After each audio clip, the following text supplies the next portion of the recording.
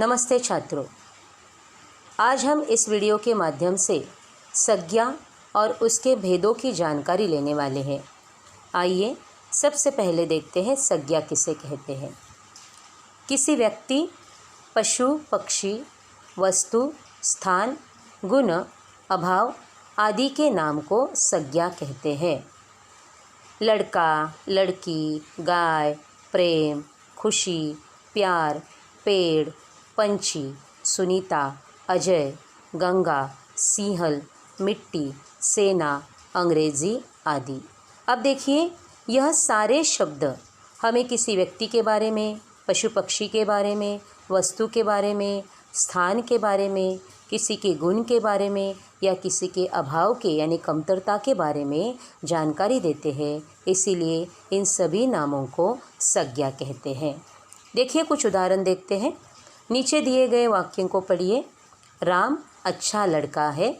अब यहाँ पर कोष्टक में मैंने राम यह नाम लिखा है। राम यह व्यक्ति के बारे में हमें बताता है, इसीलिए राम यह संज्ञा है। दूसरे वाक्य में देखिए, राजा ने उसे सोना दिया। अब यहाँ पर कोष्टक में लिखा हुआ सोना शब्द हमें वस्तु की जानकारी देता है। तीसरे वाक्य में देखिए, मुंबई प्रसिद्ध शहर है। मुंबई यह कोष्टक में लिखा हुआ शब्द हमें स्थल के बारे में जानकारी देता है। चौथे वाक्य में गाय दूध देती है। गाय यह कोष्टक में लिखा हुआ शब्द हमें पशु यानी कि प्राणी के बारे में जानकारी देती है। और पांचवें वाक्य में हमारी सेना बहादुर है। यहाँ पर सेना यह शब्द हमें किसी समूह के बारे में जानकारी देता है। इसका मतलब है कि किसी व्यक्ति, वस्तु, स्थल, पशु, पक्षी, समूह, गुण आदि के बारे में हमें जानकारी देने वाले शब्द को संज्ञा कहते हैं। अब इन संज्ञा के कुल मिलाकर 5 भेद है। व्यक्तिवाचक संज्ञा, जातिवाचक संज्ञा, भाववाचक संज्ञा, द्रव्यवाचक संज्ञा और समूहवाचक संज्ञा। आइए सबसे पहले देखते हैं व्यक्तिवाचक संज्ञा। किसी विशेष प्राणी, स्थान या वस्तु के नाम को व्यक्तिवाचक संज्ञा कहते हैं। जैसे कि मुंबई, सूरत यह शहर के नाम है, विशेष शहर के नाम है। रामदीन यह व्यक्ति का नाम है। मोर यह पक्षी का नाम है। गुलाब फूल का नाम है। सुनीता लड़की का नाम है। गंगा नदी का नाम है। हिमालय पर्वत का नाम है। इसी तरह से किसी विशेष प्राणी, स्थान या वस्तु के नाम को व्यक्तिवाचक संज्ञा कहते हैं। आइए व्यक्तिवाचक संज्ञा के कुछ उदाहरण देखते हैं। अब यहाँ पर मैंने कुछ वाक्य लिखे हैं और हर एक वाक्य में रंगीन शब्द व्यक्तिवाचक संज्ञा है। अमर मेरा भाई है। यहाँ पर अमर किसी विशेष व्यक्ति का नाम है। गुलाब खुशबूदार है। यहाँ पर गुलाब विशेष फूल का नाम है। घर के सामने पीपल का पेड़ है। यहाँ पर पीपल विशेष पेड़ का नाम है। गंगा पवित्र नदी है। गंगा विशेष नदी का नाम है। मुंबई बड़ा शहर है। मुंबई शहर का विशेष नाम है। मोर राष्ट्रीय पक्षी है। यहाँ पर मोर पक्षी का विशेष नाम है। इस तरह से व्यक्तिवाचक संज्ञा से हमें किसी व्यक्ति, स्थान, वस्तु, पशु, पक्षी, पेड़, फूल आदि के विशेष नाम के बारे में जानकारी मिलती है, इसीलिए उसे व्यक्तिवाचक संज्ञा कहते हैं। अब देखिए संज्ञा का दूसरा प्रकार जातिवाचक, जहाँ पर व्यक्तिवाचक संज्ञा के माध्यम से हमें किसी एक विशेष व्यक्ति, प्राणी, वस्तु या स्थान के बारे में जानकारी मिलती है। वहीं पर जातिवाचक संज्ञा के माध्यम से हमें किसी प्राणी, स्थान या वस्तु की पूरी जाति का बोध होता है। जो संज्ञा शब्द किसी प्राणी, स्थान या वस्तु की पूरी जाति का बोध कराते हैं उन्हें जातिवाचक संज्ञा कहते हैं। जैसे कि बच्चे, लड़का, लड़की, पाठशाला, नौकर, फूल, फल, नदी, पर्वत आदि। अब यहाँ पर इन जातिवाचक संज्ञाओं से उसके पूरी जाति का बोध होता है। प्राणी के, स्थान के या वस्तु के पूरी जाति का बोध होता है, इसीलिए उसे जातिवाचक संज्ञा कहते हैं। आइए जातिवाचक संज्ञा के कुछ उदाहरण देखते हैं। अब यहाँ पर भी मैंने कुछ वाक्य लिखे हैं और वाक्य में जो रंगीन शब्द है वह जातिवाचक संज्ञा शब्द है। लड़का गाता है, यहाँ पर लड़का इस जाति का पूरा बोध कराता है। मुझे फूल पसंद है, यहाँ पर फूल जाति का कोई भी फूल यहाँ पर आ सकता है। फूल यह जातिवाचक संज्ञा है। वह बड़ा पेड़ है, यहाँ पर पेड़ जातिवाचक संज्ञा है। हमारे गांव में नदी बहती है, यहाँ पर नदी जातिवाचक संज्ञा है।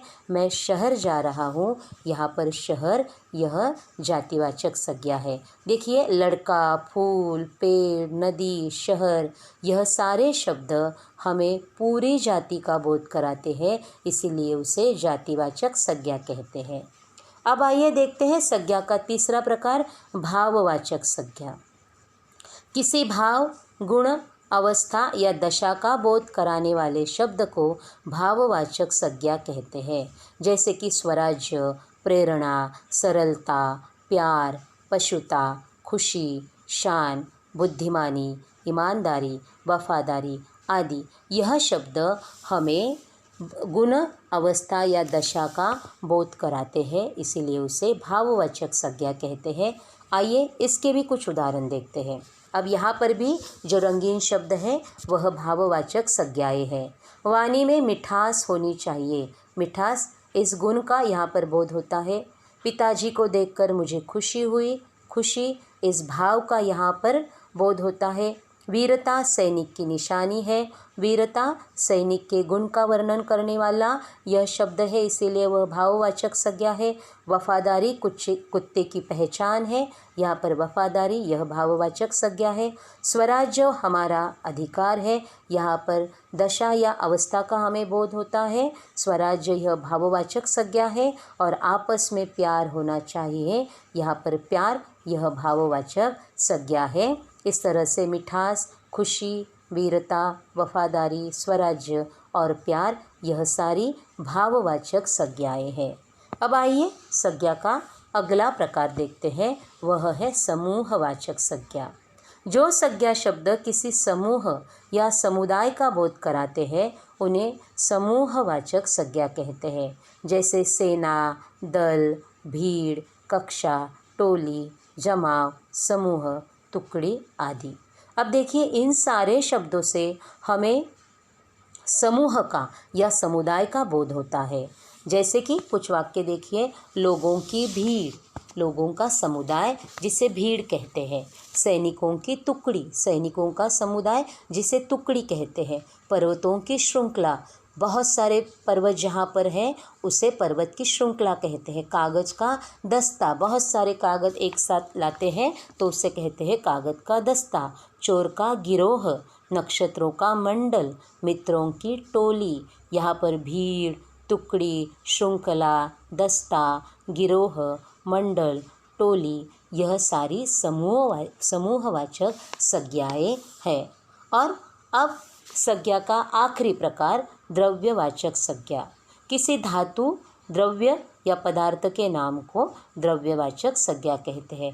जैसे कि पानी, दूध, सोना, लोहा, दाल, चावल, गेहूँ, दूध, इस तरह से कई सारे जो पदार्थवाचक शब्द हैं उन्हें द्रव्यवाचक संज्ञा कहते हैं।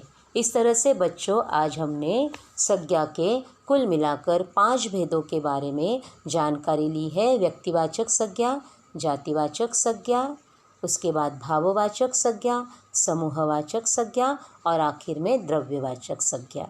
अब आइए, इन संज्ञाओं पर आधारित एक गृहपाठ मैंने आपको दिया है।